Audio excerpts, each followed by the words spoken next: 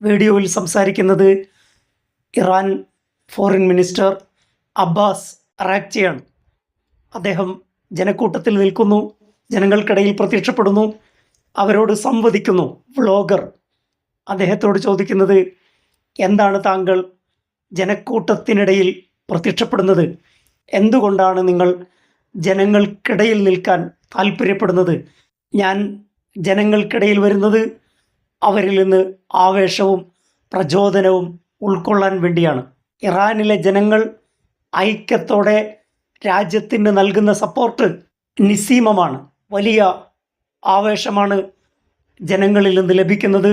ജനക്കൂട്ടത്തിൻ്റെ മഹാസാഗരത്തിൽ ഒരു തുള്ളിയാകാൻ ഞാൻ ആഗ്രഹിക്കുന്നു. ഞാനും ആ ജനക്കൂട്ടത്തിൽപ്പെട്ട ആളാണ്. ജനങ്ങളുടെ മുന്നേറ്റത്തിൽ, ജനങ്ങളുടെ സമരത്തിൽ, ജനങ്ങളുടെ ഐക്യദാർഢ്യ പരിപാടികളിൽ പങ്കെടുത്തുകൊണ്ടാണ് ഇറാൻ ഭരണകൂടം ആവേശം കൈവരിക്കുന്നത്. ഇറാൻ ജനതയ്ക്കുള്ളത് ആ ഇറാനിയൻ സ്പിരിറ്റാണ്. ജനക്കൂട്ടത്തിൽ പ്രത്യക്ഷപ്പെട്ട് പ്രസ്താവന നടത്തിയ അലി ലാറിജാനിയെ ഇസ്രായേൽ വകവരുത്തുകയുണ്ടായി.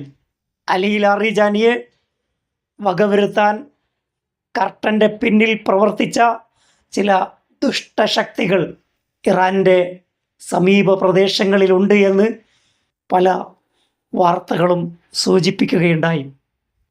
അബ്ബാസ് അറാക്ചിക്ക് അലി ലാറിജാനിയുടെ വിധി വരാതിരിക്കട്ടെ എന്ന് നമുക്ക് പ്രാർത്ഥിക്കാം.